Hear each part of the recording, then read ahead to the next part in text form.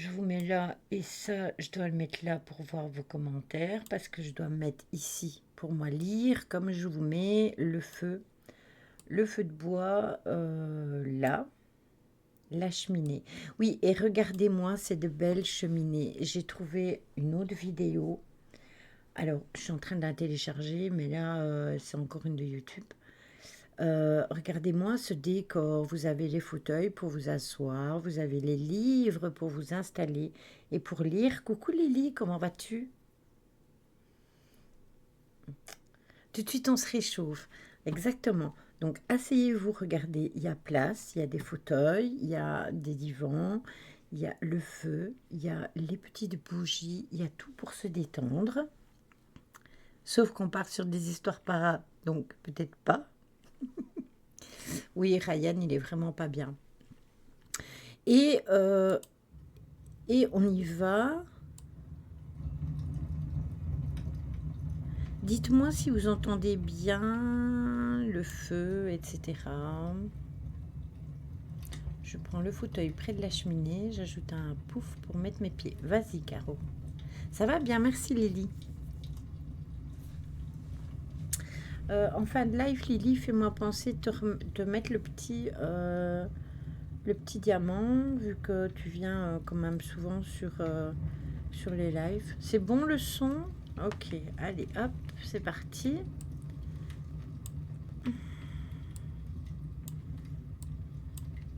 Attendez, parce qu'il ne me reste pas beaucoup de place nécessairement pour ouvrir ma page.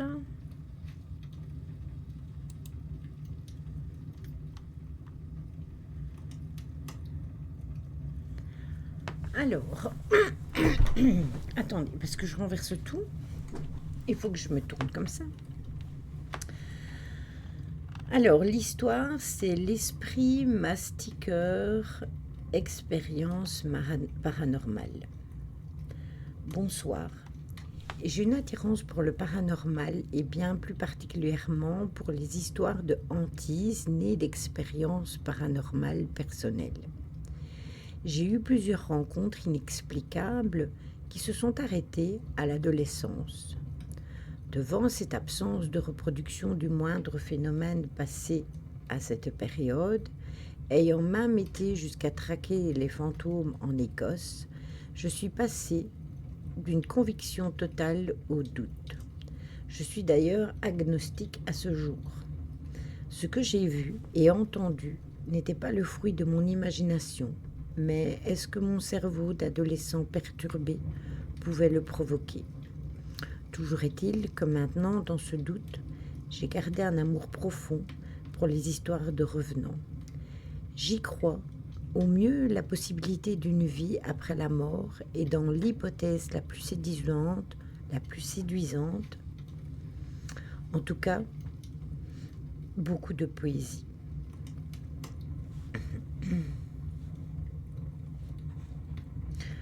Il est en automatique normalement mon live.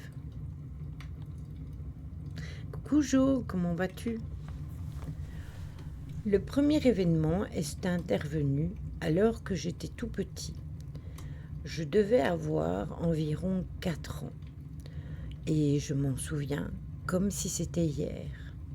Je me suis réveillée au beau milieu de la nuit avec un sentiment d'urgence, de certitude que quelque chose allait se passer. Et là, un être est entré dans ma chambre. Il avait l'apparence d'un ermite, un vieil homme avec une barbiche, uniquement vêtu d'un pagne et à la main un instrument, une petite manche avec une boule au bout. Il a fait le tour de mon lit comme s'il ne marchait pas. Il avait une couleur verte transparente. Si je vous dis pas bonjour tout de suite et tout, ne vous inquiétez pas, je regarderai après l'histoire. Il a fait un signe simple avec son instrument au-dessus de mon front, comme s'il me tapait doucement avec, puis est reparti aussitôt. Je sais que je ne rêvais pas. Tous les détails de ma chambre, éclairés par une veilleuse, étaient identiques à la réalité, alors qu'ils sont toujours déformés dans les rêves. Je me suis précipitée dans le lit de mes parents dans la chambre en face, avec le visage de cet homme qui s'imposait encore devant mes yeux. J'ai gardé cette expérience, j'ai gardé de cette expérience une durable terreur nocturne me contraignant à toujours laisser une lumière allumée la nuit. Si je me retrouve seule dans un logement encore aujourd'hui, je le fais. Ce fut toutefois ma seule expérience visuelle. Je précise que l'appartement dans lequel nous vivions était neuf dans les copropriétés bâties dans la forêt de Lumini à Marseille au rez-de-chaussée. Les expériences suivantes eurent lieu un peu plus tard, après mes 10 ans, et eurent souvent pour théâtre cette chambre. Après cet âge, à de nombreuses reprises, et alors que j'étais le seul éveillé dans l'obscurité de ma chambre, où mon frère dormait également, j'entendais des bruits de déglutition et de mastication juste au-dessus de mon oreille. Inutile de vous dire que j'ai éliminé toutes les explications rationnelles. Ce n'était ni mon frère, ni le chat de la maison, ni de la tuyauterie. Il y avait quelqu'un, et c'était réellement juste au-dessus de moi, comme si quelqu'un était penché. Cela me terrifiait. Une nuit, alors que j'étais debout dans le salon à la suite d'une crise d'asthme avec ma mère qui me soutenait, nous fûmes rejoints par mon frère, blanc comme un linge, qui s'exprima ainsi. Je ne sais pas ce qui se passe dans cette chambre. Il y a des bruits de salivation au-dessus de mon oreille. Jamais je ne lui avais précisé ce phénomène. Nous nous étions pas concertés. Et c'était un phénomène assez singulier, puisque pour que nous n'ayons pas pu inventer la même chose chacun de notre côté. Expérience suivante. À l'âge de 12 ans, je suis allée dormir chez mon meilleur ami quelques jours dans un appartement lambda du 8e arrondissement de Marseille. Je m'éveille seule au cœur de la nuit et j'entends un bruit permanent, comme si quelqu'un trifouillait frénétiquement dans une corbeille à papier. J'ai réveillé mon ami sous la prétexte d'une toux et d'un besoin de médicaments, tant j'ai eu peur. Nous sommes allés nous recoucher et dès qu'il s'est endormi, ça a recommencé. J'y ai passé une très mauvaise nuit. Expérience similaire l'année suivante, lors d'un voyage scolaire en Allemagne, j'étais dans une famille d'accueil avec un camarade. Je me réveille seule au cœur de la nuit. J'entends des ronflements de mon camarade et parallèlement, un tout autre vacarme, comme si quelqu'un fouillait dans la chambre. Cela s'est reproduit toutes les nuits. J'ai dû dormir avec le son à fond de mon casque Walkman, le groupe Genesis dans les oreilles, pour ne rien entendre d'autre et ne pas avoir peur. Je ne sais pas si cela a une importance, mais il y avait un profond malaise dans notre famille d'accueil. Dès le 2e jour, le père de la famille a dû être hospitalisé dans un état grave pour suspicion de cancer. Et autant dire que son épouse n'était plus guère disponible pour nous, complètement perdue dans ses pensées et son inquiétude. Petit détail, une image pieuse est tombée sur mon camarade en pleine nuit. Il s'agissait d'une demeure cousue de l'ouest de l'Allemagne, assez moderne. Concernant l'expérience du bruit de fouillis dans une corbeille à papier, il est intéressant de noter que récemment mon frère m'a décrit exactement le même bruit, mais pour lui l'expérience était récente et lui est arrivé à l'âge adulte. Elle s'est produite chez mes parents dans notre appartement d'enfance alors qu'ils dormaient chez eux pour leur rendre visite. Je précise encore une fois que le bruit ne possédait pas plus de causes naturelles que chez mon ami.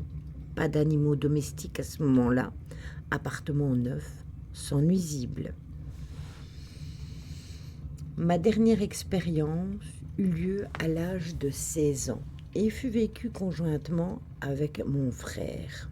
Nous logions à Saint-Rémy de Provence chez notre grand-père à l'occasion d'un jour de l'an. Nous étions seuls avec mon grand-père dans la maison, mes parents logeant à quelques kilomètres de là, chez ma tante. La maison était neuve, mon grand-père venait de faire connaissance pour se rapprocher de sa fille à la suite du décès de mon oncle, son fils cadet, avec lequel il vivait jusqu'alors. Il dut alors quitter son Savournin pour se rapprocher de sa fille à Saint-Rémy pour pallier à un manque d'autonomie qui devenait de plus en plus flagrant. La maison était neuve, mais construite presque à l'identique de celle de son ancienne maison où il avait vécu avec mon oncle.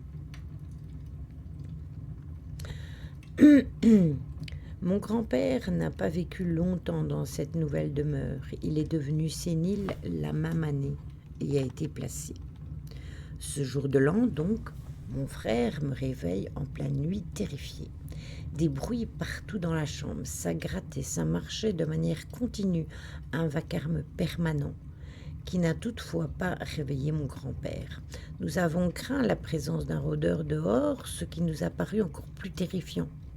Nous avons presque été soulagés en nous rendant compte que les bruits étaient bel et bien dans notre chambre. Il valait mieux un fantôme qu'un rôdeur. Nous avons essayé de nous rendormir malgré le vacarme, puis nous avons été réveillés par un très grand coup dans la porte de notre chambre. Une nuit difficile. Je n'ai pas pu m'empêcher de penser à mon oncle.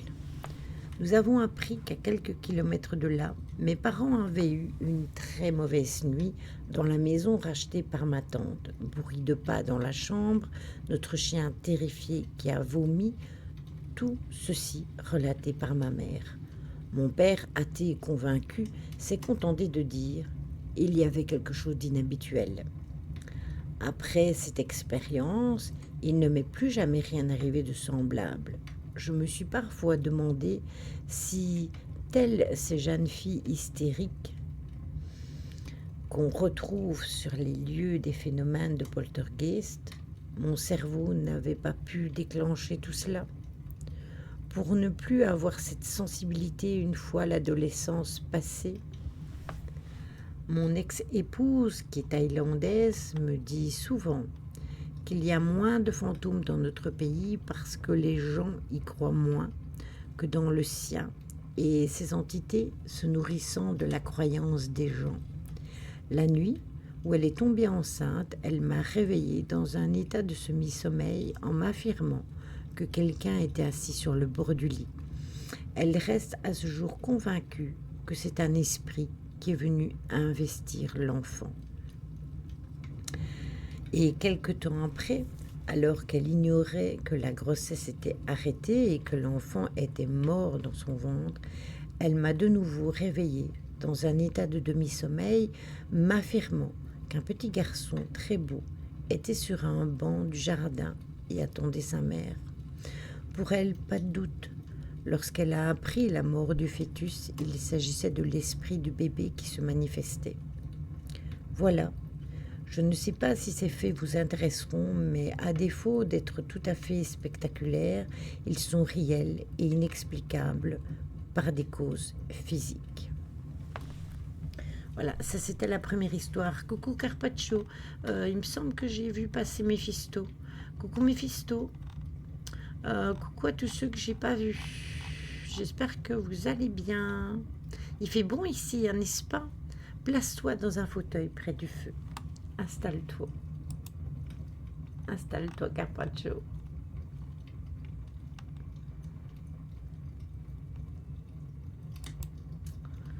C'était la première histoire.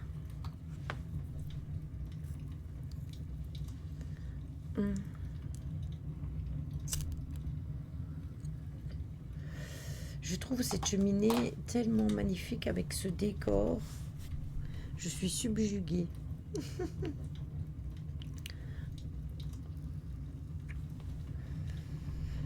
Ça va Caro, mais il a un caractère de pied tout petit.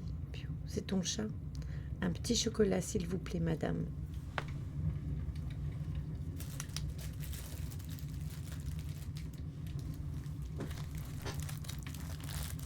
Tiens, Carpaccio.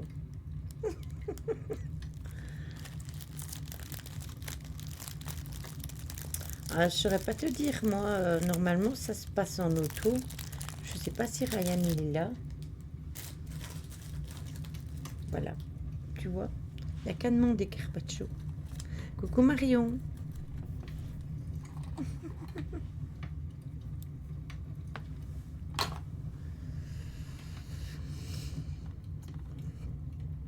La deuxième histoire s'appelle Une camarade possédée. C'est ton chien ou ton chat, Miaou Mix? Parce que j'ai pas vu le début.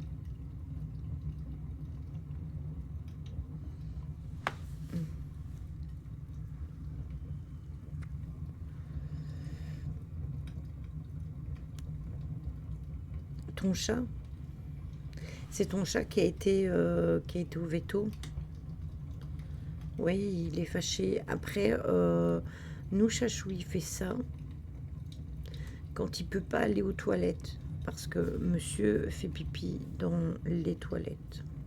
Il s'assied, il s'abaisse sur la planche et il fait pipi sur les toilettes. Mais on ne peut pas tout le temps laisser la toilette ouverte, surtout qu'on ferme la porte de salle de bain.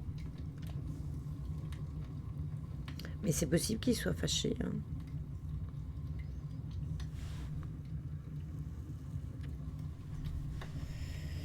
Il y a 2 litières. Ouais, moi j'en ai pas mal aussi.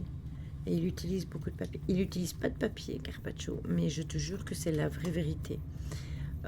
Il monte sur les toilettes, il s'accroupit et il fait vraiment pipi dans les toilettes.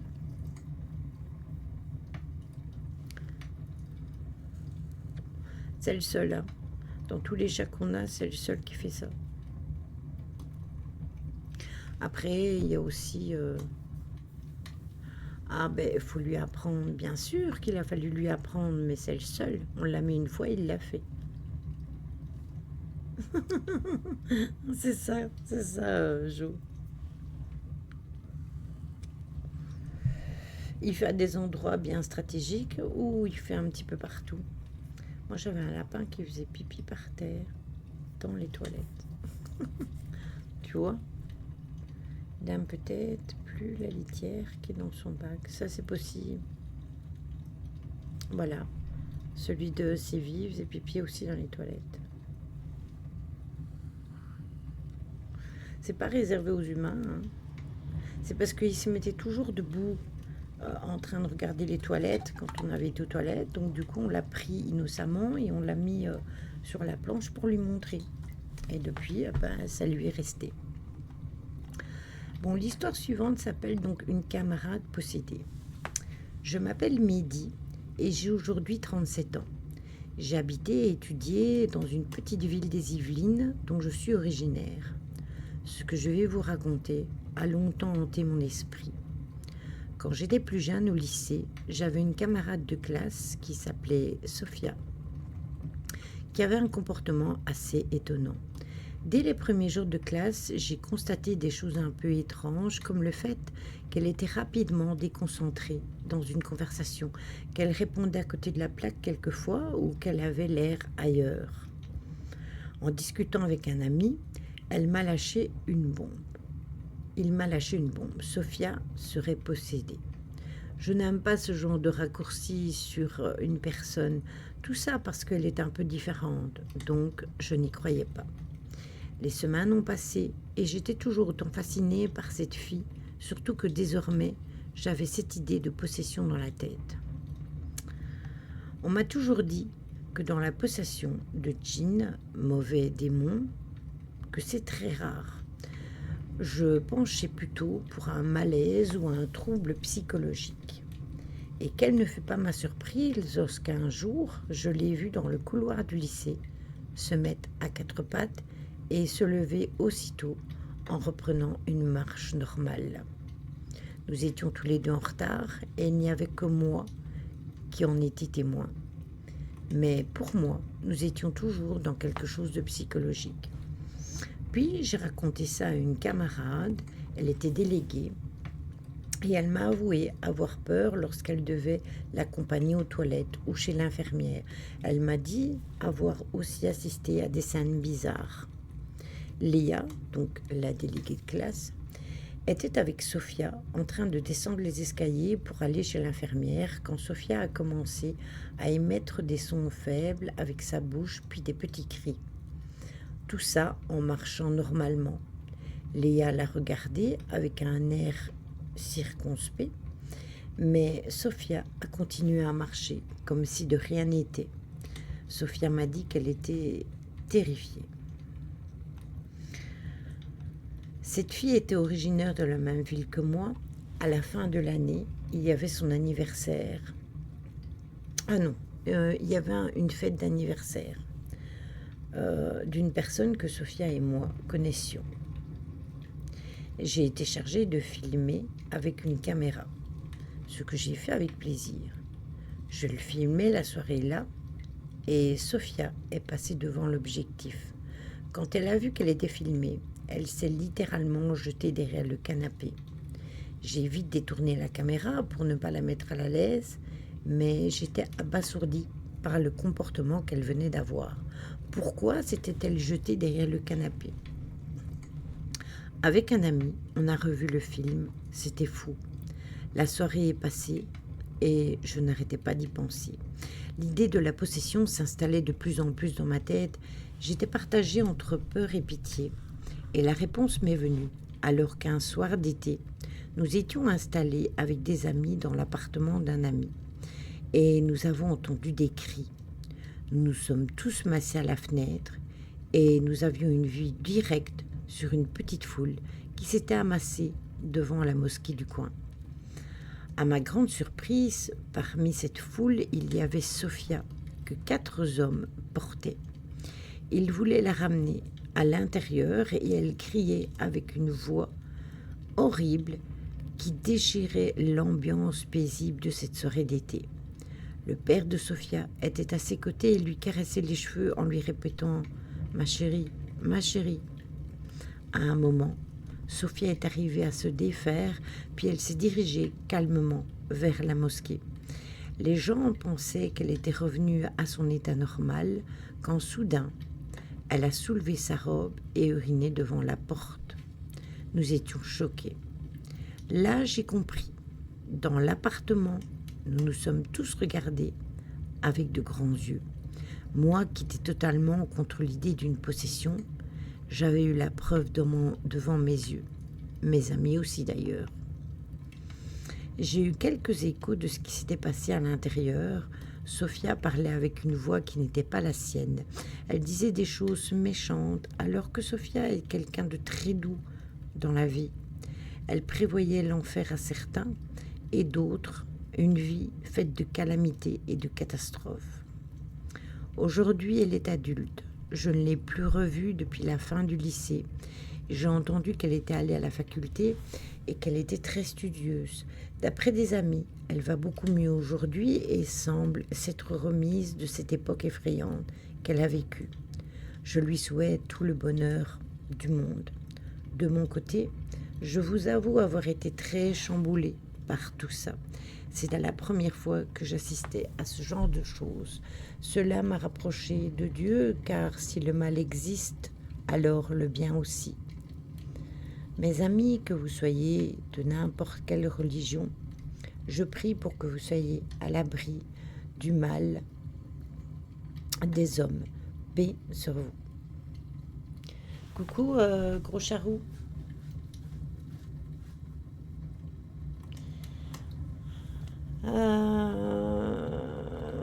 Bonne année, au fait, je sais plus quel jour c'était.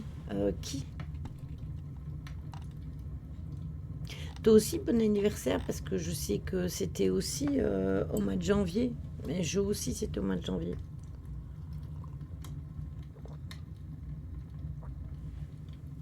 Bah toi, mais merci, c'était le 5 janvier. Merci beaucoup, Carpaccio. Et toi, bon anniversaire à toi aussi.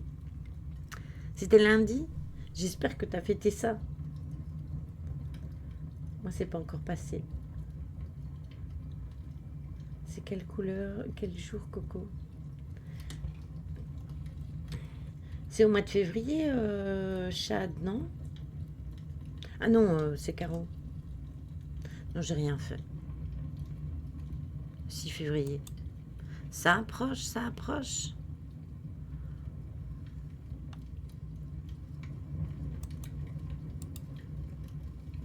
« 33, je vais me crucifier. 33 ans. Le bel âge. Insouciance encore.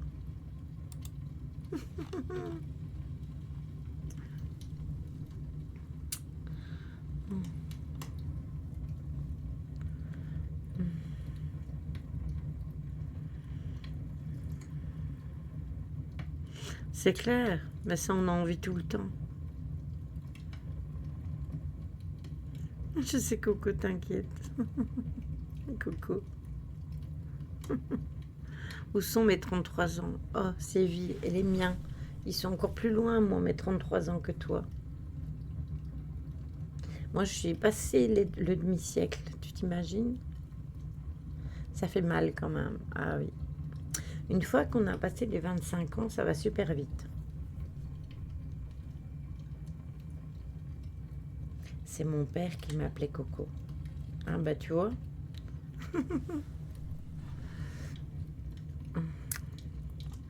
Alors, l'histoire suivante s'appelle « Apparition étrange et possible sortilège ». Mais toi, tu as 33 ans pour toujours, Lily. Merci beaucoup, Carpaccio, c'est gentil. C'est ça, plus tu vieillis, plus ça va vite. J'arrive aux 50 ans. Oui, mais moi, je les ai dépassés de 6. C'est vite.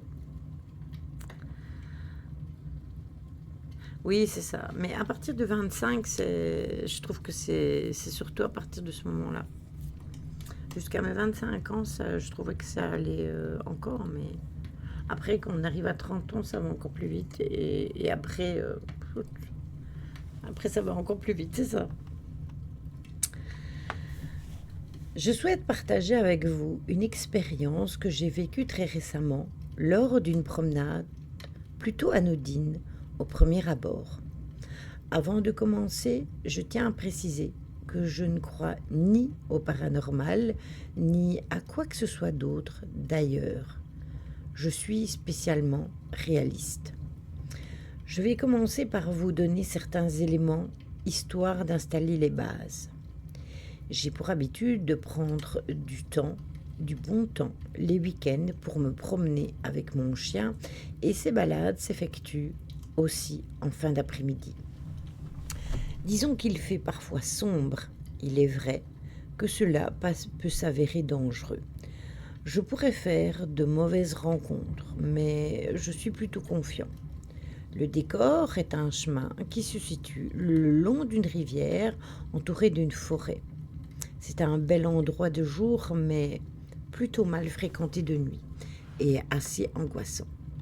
Ce jour-là, j'étais seule. Enfin, c'est ce que je croyais, hormis mon toutou qui s'amusait à courir partout. C'était ordinaire. J'en profitais comme toujours pour prendre l'air et me vider la tête.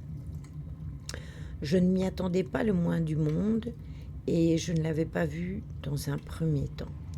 Alors que mon animal se mit à tirer soudainement sur la laisse pour accourir dans l'eau, ce qu'il fait toujours, alors je n'y prêtais pas attention dans un premier temps. Des sons de branches craquées se firent entendre, mais aussi quelques éclaboussures. D'un rapide coup, je fus étonnée de voir qu'une forme sombre était de l'autre côté de la rivière. Je pensais d'abord qu'il s'agissait d'un chien et de son propriétaire. Or, je ne voyais personne en particulier. De plus, pourquoi se rendre de l'autre côté du terrain trop encombré par la végétation alors que mon chien aboyait? Je faisais en sorte de mieux apercevoir la forme qui ne bougeait pas d'un centimètre. Avec la lumière ambiante, il m'a fallu bien 5 secondes pour mieux déchiffrer sa présence. C'était peu évident. Ce n'était pas un chien, selon ses contours et son comportement.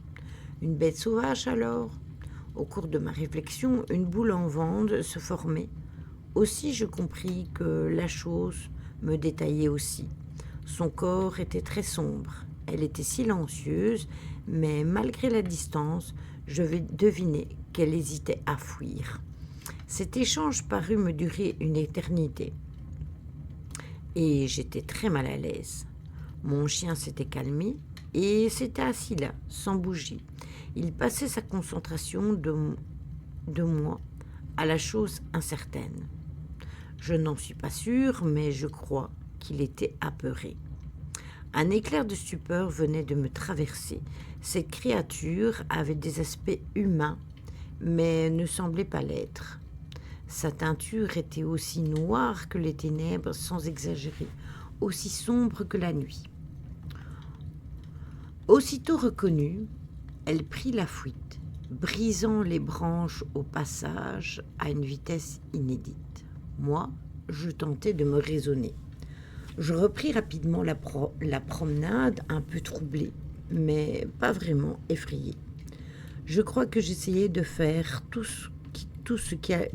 comme si tout allait bien. Mon chien n'arrêtait pas de tirer sur sa laisse et du coin de l'œil, je tentais de savoir si la présence était partie ou si elle traînait encore dans les parages. Mais rien n'était décelable. Peu après, je pris le chemin inverse, bien évidemment, pour rentrer. La journée avait bien commencé et je n'avais aucun souci de santé. J'étais plutôt léger ce jour-là, sans compter cette rencontre. Pourquoi, à la maison, un mal de tête se déclara? Un hasard? Peut-être bien. Toujours est-il que je me sentais de plus en plus fatiguée. Il est vrai que mon sommeil a toujours été troublé, mais j'avais la sensation que mes yeux brûlaient et que mon cerveau allait exploser. Lorsqu'il fut temps d'éteindre les lumières pour se reposer, 2 heures plus tard, je n'allais pas bien du tout. Je n'étais pas en capacité de réfléchir et à plusieurs reprises, j'avais la sensation de suffoquer. Parfois, j'oubliais même de respirer, mais je me disais que c'était l'effet de plusieurs soirs à se coucher tardivement et l'effet du stress. Je sais que ce raisonnement est stupide de ma part. Surpris pour autant, je me mis à entendre des voix et j'avais même le sentiment que c'était tout à fait normal, bien que ce ne soit pas le cas. Je sombrais peu à peu dans le sommeil avec un incendie dans la tête et bercé par les voix incessantes, parfois sévères ou encore prononçant des mots sans aucun sens, mais aussi des sons quelconques et parfois des images intrusives que je ne pouvais pas refouler. C'était très spécial, comme si ma conscience s'atténuait peu à peu, mon énergie disparaissait. Je pouvais me voir en forêt avec mon chien, mais nous n'étions pas seuls. Une créature non identifiée grimpait les arbres ou se cachait où elle le pouvait. Quelquefois, je voyais rapidement son corps et je me souviens encore de certains détails. Des crocs, de longues griffes comme des lames, un grand corps mince avec une tendance animale. Son visage était grotesque comme une parodie d'un monstre. C'est tout ce dont je me souviens. Le matin, en me réveillant, j'allais beaucoup mieux. Entre 2 états, le sommeil et la réalité, une information me venait en tête. Ce qui m'était arrivé n'était plus car le sortilège s'était attaché à un autre. Je ne comprends absolument pas comment je sais cela, ni si c'est véridique. Encore maintenant, en tentant de penser à cette fin, j'ai la sensation que tout est flou comme une vague de souvenirs, mais je prends ça pour un sommeil comme facteur principal. Je me pose toujours des questions. Quelle était cette créature? Excusez-moi. Mes symptômes sont-ils liés à cette rencontre? Je ne trouve pas cela normal d'entendre des voix et d'avoir des illusions. Quoi qu'il en soit, j'espère ne jamais la revoir, bien que ce n'était sûrement qu'une bête sauvage déformée par ma myopie, même si je n'y crois pas beaucoup à cette théorie. Je vous remercie d'avoir lu mon histoire en espérant que mon témoignage vous ait plu et qu'il soit un minimum divertissant. Un gros loup. Allez savoir.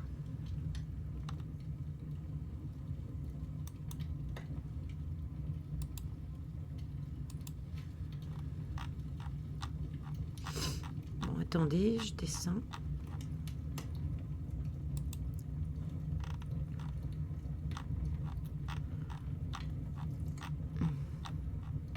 J'ai pas appuyé sur le bon. Voilà.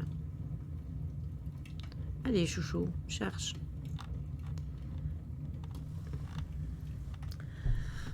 L'histoire suivante s'appelle Paralysie du sommeil troublante.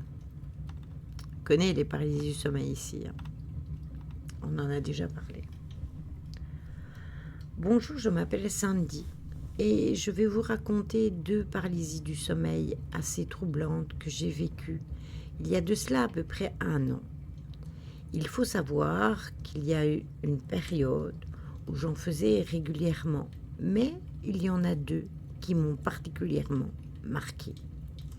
La première, je ne m'en rappelle plus trop du début, mais je me souviens très bien avoir vu une vision de moi. Je me voyais allongée sur mon lit et il y avait une silhouette noire derrière moi, tout près de la fenêtre, qui me guettait. C'était comme si elle m'avait pris en vidéo.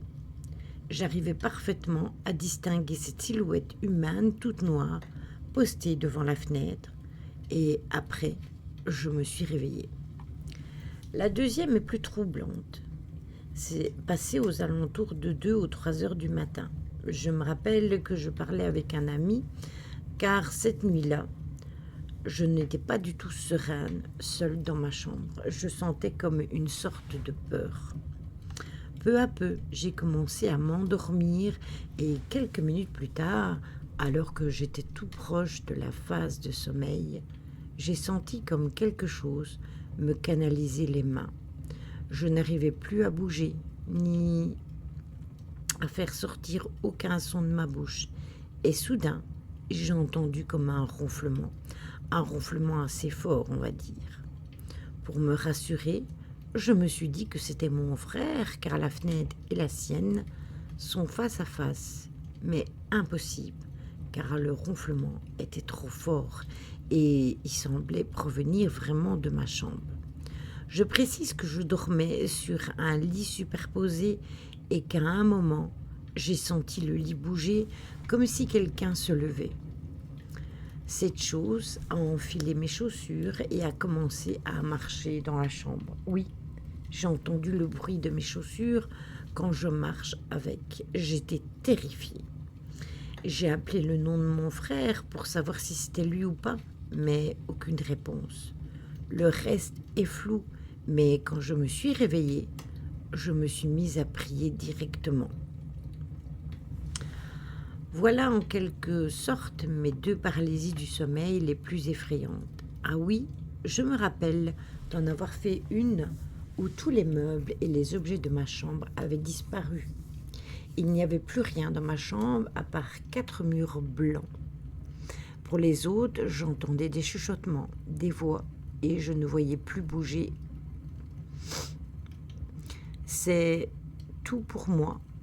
J'espère que mon récit vous a plu. N'hésitez pas à me laisser vos impressions. Pour ma part, je pense que ce qui provoque les paralysies du sommeil, c'est un rythme de sommeil irrégulier, car oui, mon rythme de sommeil étant très déréglé pendant cette période, et le stress, mais je sais qu'il y a aussi une explication spirituel là-dedans.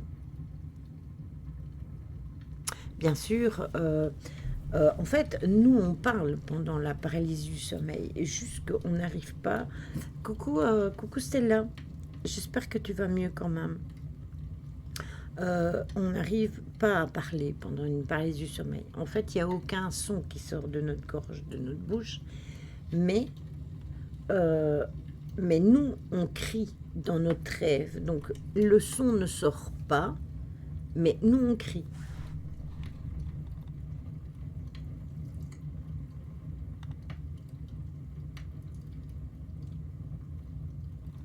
Oui, ramène-le, Veto.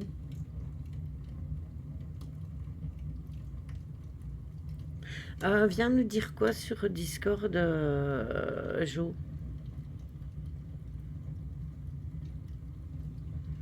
Oui, dans son rêve, elle a appelé, enfin dans sa paralysie, elle a appelé son frère.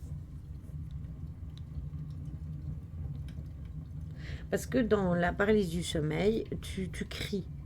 Tu te vois crier. Tu cries vraiment.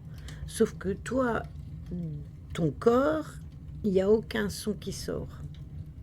Donc toi, tu parles et tout, tu cries ou n'importe quoi, sauf que personne ne t'entend parce que ça ne sort pas de ta bouche. C'est dans ta paralysie que tu cries.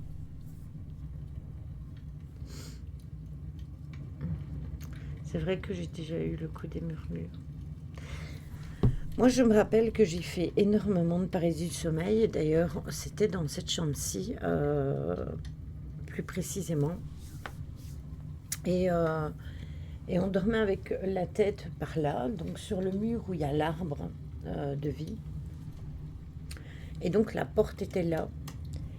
Et je sais que dans ma paralysie, j'hurlais. Mais on ne m'entendait pas. On ne m'entendait pas. Et il n'y a qu'une fois où j'ai fait comme un genre de plainte. Ça a fait comme... Alors, moi, je ne me suis pas entendue. C'est mon chéri qui me l'a dit. Parce que il m'a entendu gémir à côté de lui. Non, mais Lily, on ne te voit pas. Hein, donc, tu nous montres. Mais si, je suis là, dans le coin. Je suis dans le coin de la cheminée à votre droite.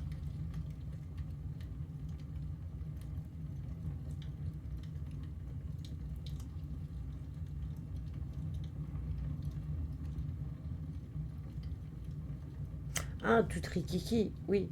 En fait, vous savez où il est l'arbre de vie quand même. L'arbre de vie, il est derrière moi. Du moins, je pense. Vous le voyez normalement du stream. Bon, attendez.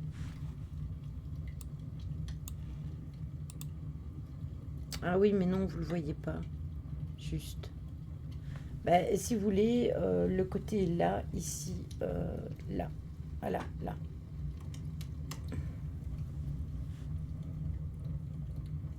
Un arbre de vie, c'est ça.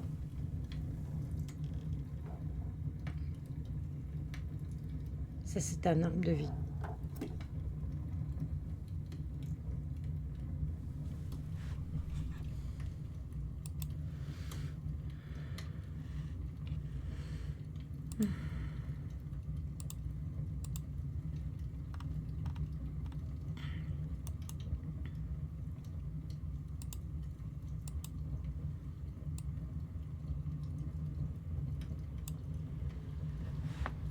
Ben oui, c'est un arbre. Un arbre de vie.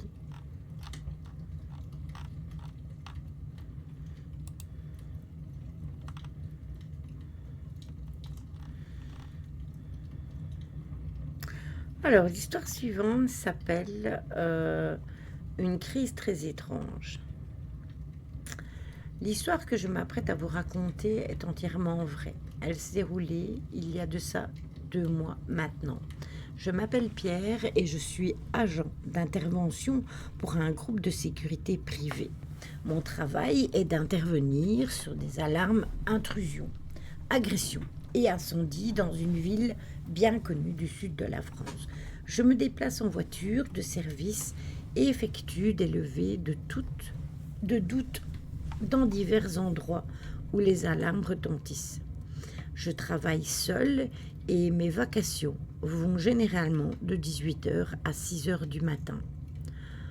Un soir, à 21h30, le poste de contrôle de sécurité m'appelle pour me prévenir qu'une alarme intrusion retentit au sein d'un grand garage auto Audi Volkswagen. Je démarre la voiture et je m'y rends en 15 minutes.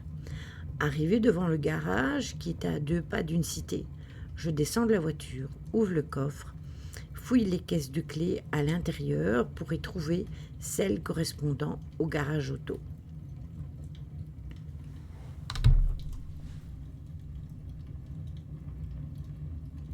C'est ça.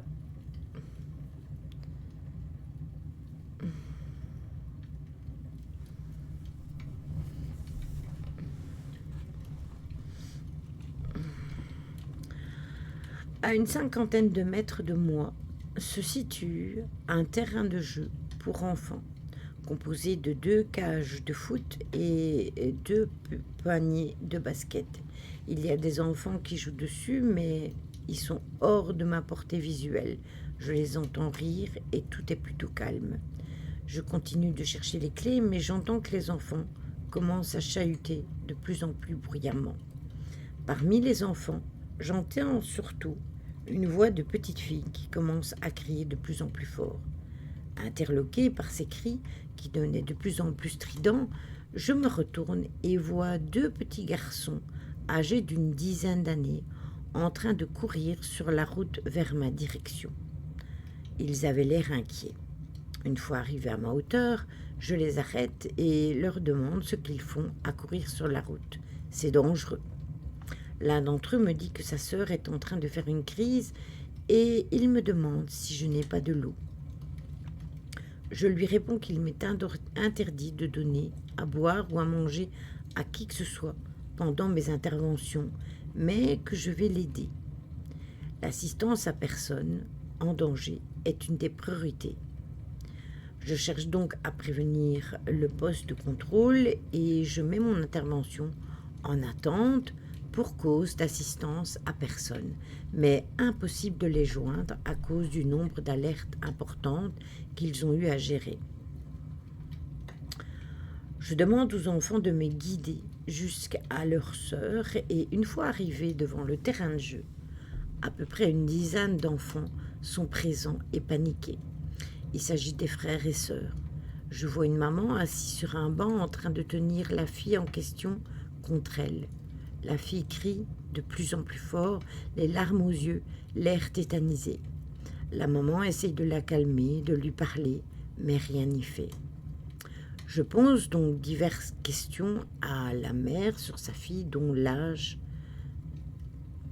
elle avait 14 ans. Prend-elle un traitement? Est-elle malade? A-t-elle bu, mangé ou pris quelque chose d'inhabituel? A-t-elle trébuché? L'a-t-on frappée? A-t-elle déjà été confortée à ce genre de crise par le passé?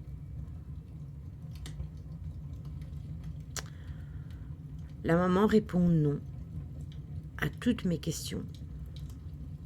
Elle me dit qu'elle ne consomme rien d'illégal, font attention à leur alimentation et que c'est la toute première fois. Elle était en train de jouer tranquillement avec tous les autres et s'est arrêtée subitement pour se mettre à hurler. Je demande donc à la mère si elle souhaitait que j'appelle les pompiers, les cris de la petite étant de plus en plus insupportables. Elle me répond oui, je les avertis donc de la situation et les pompiers sont en route.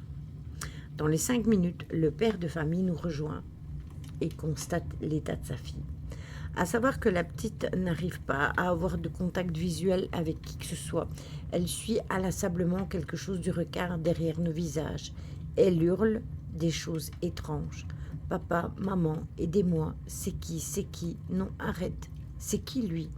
Papa, aide-moi. Non, sauvez-moi, je vous en supplie. Le tout en suivant cette chose du regard derrière son père qui était debout en face d'elle. Le père commence à s'inquiéter. Il enlève son t-shirt et essaye de ventiler sa fille. Il lui parle Allez, ma fille, arrête, tu me dis quoi? Arrête, tu commences à m'inquiéter. Je le rassure en lui disant que les pompiers sont en chemin et qu'il faut rester calme.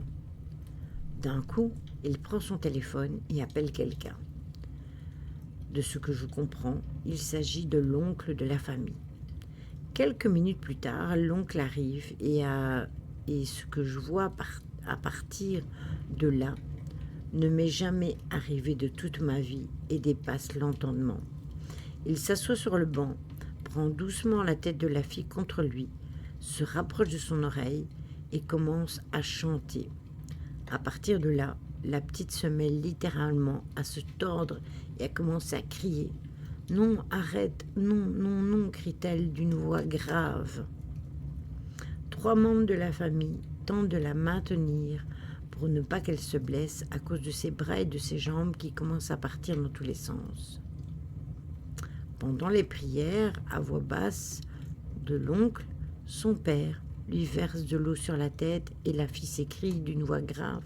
« Arrête, je n'aime pas l'eau, je ne veux pas d'eau, je n'aime pas ça, je n'aime pas l'eau, je t'ai dit arrête. » De temps en temps, elle revient à elle et dit « Aidez-moi, je vous en supplie. » À l'arrivée des pompiers, environ 30 minutes plus tard, la petite était encore dans un mauvais état. Les hurlements n'avaient pas cessé, et la famille semblait désemparée. Les secours ont procédé à une anesthésie pour l'endormir et l'emmener en sécurité à l'hôpital pour l'examiner. J'ai été vivement remerciée par la famille et je n'ai pas gardé contact avec eux. J'étais très remuée à la suite de cette histoire et l'écrire fait du bien. J'espère que cette petite va mieux aujourd'hui. Je n'ai pas la certitude exacte de ce à quoi j'ai assisté, ni les causes, ni les raisons, mais c'était étrange. De tout ce que je peux rapporter de cette expérience, c'est que je n'ai jamais ressenti une atmosphère aussi pesante que celle-là. J'ai vu beaucoup de choses dans ma vie, violence, armes, bagarres, et je ne me laisse pas intimider facilement. Mais ce frisson, croyez-moi, ce frisson qui parcourait mon corps devant cette scène était indescriptible. Non, j'ai pas trop chaud. Ah, les chats. Oui, Lily se fait griller au balcon, exactement. Bienvenue en enfer. Nous sommes dans le thème. Hein. Faudra du temps, mais... Non, pas au balcon. Ah.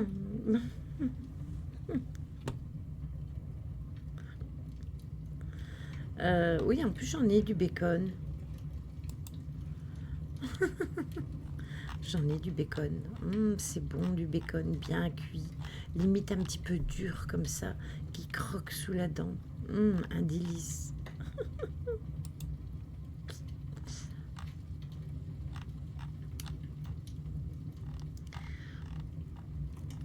Allez.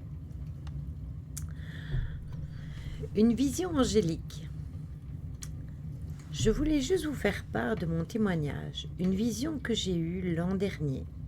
J'ai 40 ans, je ne me drogue pas, je ne prends pas d'apéritif à outrance. Nous étions dans la piscine, ma compagne enceinte de 6 mois et moi-même. Il était environ 18 heures, en plein mois de juillet, lorsque j'ai vu un genre de disque de 30 à 40 cm de diamètre flotter à 2 mètres de hauteur du sol. Au départ, je pensais à un résidu plastique ou à un genre de fleur de pissenlit, mais j'ai très vite compris que ça ne correspondait pas vraiment à cette vision. Le temps de me concentrer dessus, le disque s'est arrêté 5 secondes et j'ai vu comme un petit être de lumière à l'intérieur me saluer. Puis le disque a repris sa route en changeant de direction. il a disparu dans le ciel. Cette vision m'a laissé perplexe durant des semaines. Elle avait été tellement brève, une vingtaine de secondes, et que je n'ai pas osé en parler à ma compagne sur l'instant. D'ailleurs, je le regrette. Était-ce un ange, une âme, un esprit, une hallucination? Toujours est-il qu'en essayant de trouver des témoignages similaires, je n'ai pas vraiment été convaincue ni rassurée. Sans parler de ces photos de poussière qui passent pour être des orbes. Enfin bref, les mystères sont peut-être faits pour le rester. C'était un frisbee. Non, moi je pense que dans le cas de figure, ça devait être une orbe, parce qu'il a réussi à voir à l'intérieur, et une poussière, vous ne savez pas voir à l'intérieur.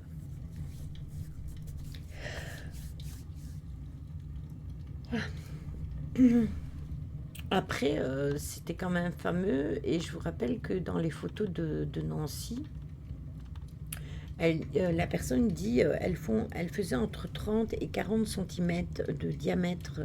Je vous rappelle que Nancy a pris des photos d'orbes qui étaient aussi grands que ceux-là, quand même.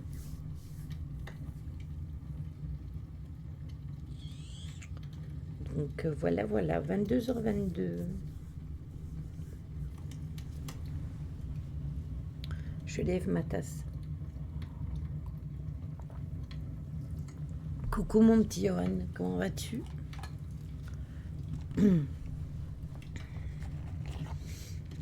Tu viens te réchauffer au coin du feu. Prends ton plaid, installe-toi devant le feu. Tout le monde est déjà installé devant la cheminée dans les fauteuils.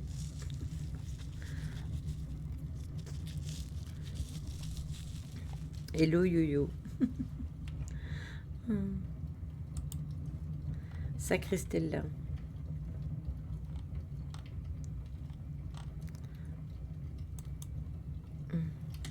Mais où sont les chamallows? Ben, tu devais les ramener, Caro. C'est toi qui as traîné, qui les a pas ramenés. Hein.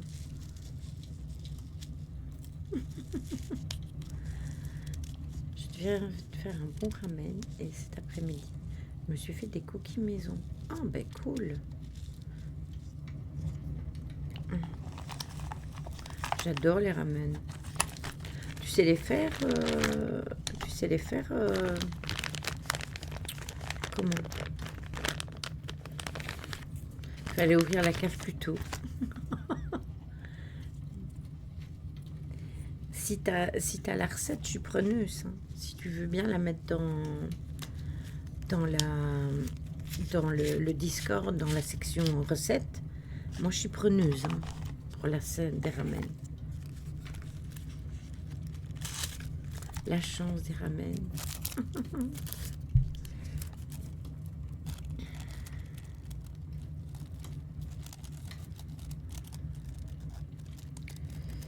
Bon.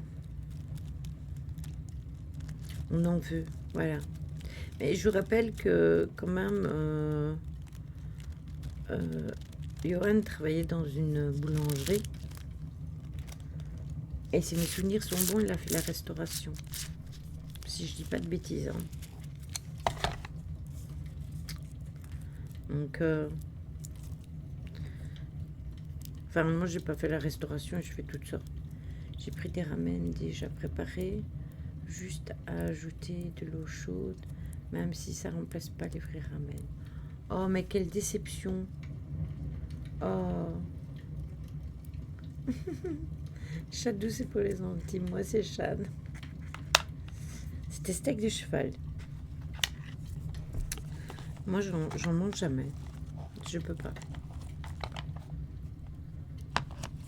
Ah, tu vois, vous voyez, hein, je connais bien mes modérateurs, hein, quand même.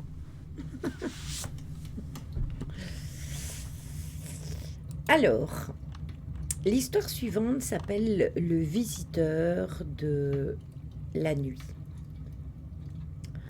C'est un récit d'enfant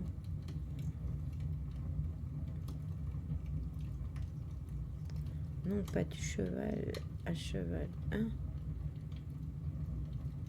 Ah, ce soir, c'était un steak à cheval. Ah, ok. Moi, j'avais vraiment compris que... J'ai la recette des ramen de Naruto, si tu veux. Ah, bah, allez, je prends tout ce que tu veux. Moi, je teste tout. C'est le témoignage d'un enfant. Alors, je vous rappelle que bien souvent, les enfants, ils vivent des choses très particulières. Et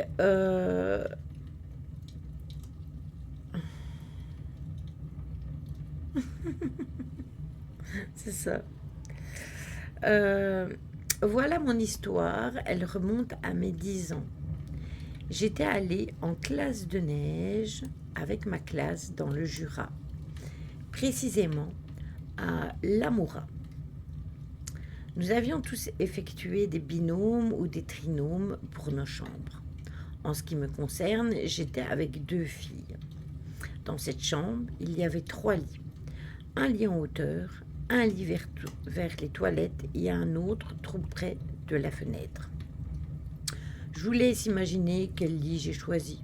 Bref, j'avais le lit près de la fenêtre. Mais ça ne me dérangeait pas plus que ça. C'était la 4e nuit, je dormais et d'un coup j'ai été prise par des sueurs froides. Je me suis réveillée, vraiment pas bien. J'ai juste ouvert les yeux 3 secondes et là, j'ai vu une énorme silhouette. Elle se tenait au pied de mon lit et se penchait de plus en plus vers moi. Je n'ai pas du tout paniqué au début car j'étais somnolente et puis je pensais que c'était mon animateur qui avait exactement la même taille que cette silhouette. Coucou Camimi. À cet instant, j'ai compris que quelque chose n'allait pas. Je l'appelais par son nom et il ne réagissait pas. Il se penchait de plus en plus vers moi et j'ai compris que ce n'était pas lui. J'ai senti que j'étais en danger et qu'il allait m'arriver un truc de mauvais. Je me suis mise sous la couette et j'ai hurlé les prénoms de mes amies. L'une d'entre elles s'est éveillée, a allumé la lumière. Je suis sortie de sous ma couette et là, plus rien. La silhouette avait disparu.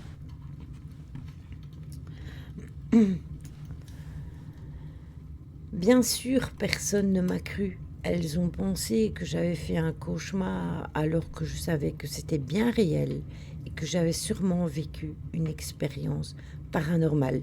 Je n'oublierai jamais cette histoire. C'est quelque chose qui a traumatisé ma vie. Depuis, je dors toujours avec une veilleuse et loin des fenêtres. J'ai 19 ans aujourd'hui.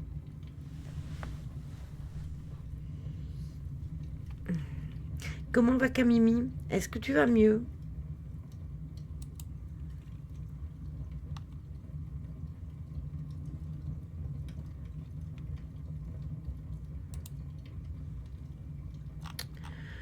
Et la dernière histoire, nous allons la lire. Ah non, il y en a d'autres. Ah oui, c'est moi qui en ai raté en fait.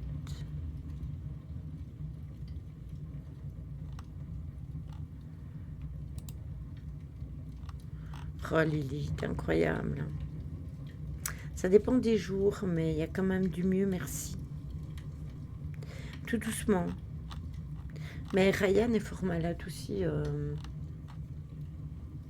Il est passé vite fait sur le stream tout à l'heure et je pense qu'il a la même chose que toi.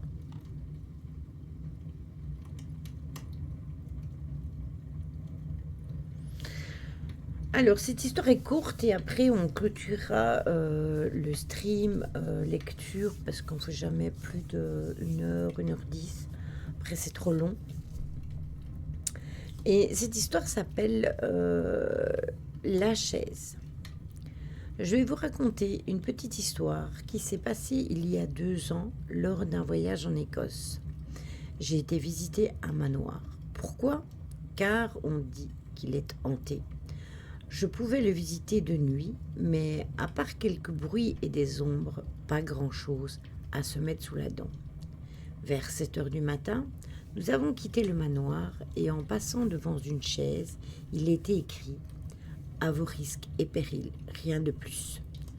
Je suis croyant et je porte toujours un collier et une croix en argent. Je me suis donc assis sur cette chaise. Nous étions une dizaine, mais je suis le seul à m'être assis dessus. Et directement, une sensation de peur, d'angoisse et de tristesse m'a envahi. Mon collier a vibré et une douleur de brûlure a commencé à se faire sentir. Je me suis relevée et j'ai remarqué et j'ai regardé mon torse. La croix m'avait brûlé en me laissant une marque de brûlure qui a duré 2 semaines. J'ai ensuite été voir le responsable du musée et l'on m'a dit que 3 personnes sur diverses années étaient décédées et qu'elles avaient été retrouvées mortes assises sur cette chaise.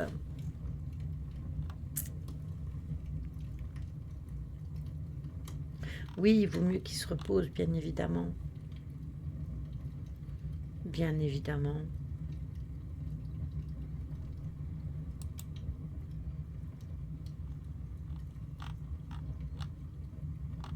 Vous inquiétez pas, hein, la semaine prochaine.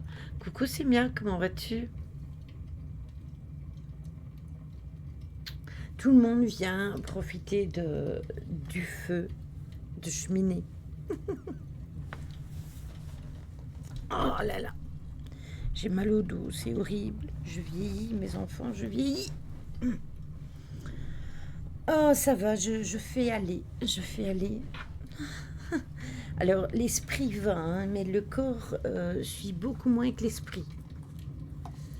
Alors, Ryan, il a eu mal partout, mal de tête, vomissements, etc. Comme une grippe, en fait, Stella. Mais j'étais inquiète quand même parce que j'avais pas du tout de nouvelles, quoi. Je vois ça crépite. Je cherche exactement le même pauvre en IRL pour le Spooky Show extra hors saison. Moi, je suis en train de le télécharger, mais il fait 5 heures aidé.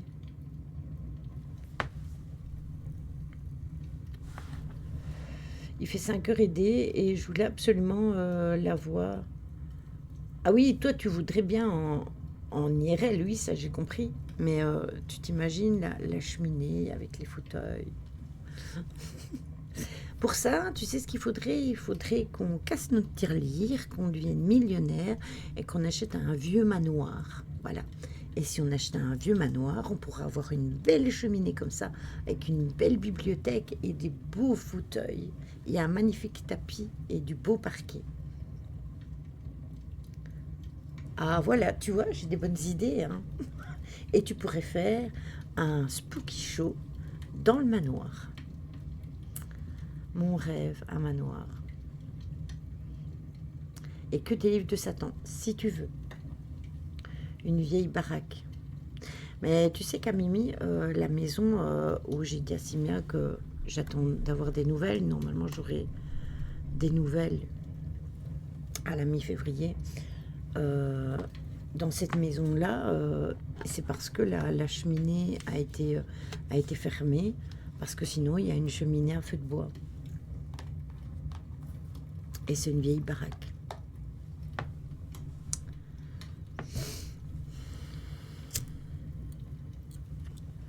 Et alors, toutes les semaines, on se rejoindrait dans le manoir pour raconter des histoires. Une fois, ce serait Simia, une fois, ce serait moi. Ça vous dit? Ça vous branche? Seulement, la baraque, je ne sais pas où on va la mettre. Hein, parce que lui, il est dans le sud et moi, je suis dans le nord. Hein. Rien n'empêche de la remettre en marche, du coup. Elle est très mal située géographiquement, malheureusement. C'est ça le problème. Problème de voisinage et géographiquement, elle est mal implantée. Si on pouvait, tu vois, prendre les maisons et hop, il faut la mettre chez Luc, en Guadeloupe, la baraque. Aussi, oui, mais ça fait un fameux voyage. Hein. Ça fait un fameux voyage. Il faut déjà dégager les voisins. Oui, dégager les voisins, abattre les maisons des voisins, prendre leur terrain et faire un terrain tout autour.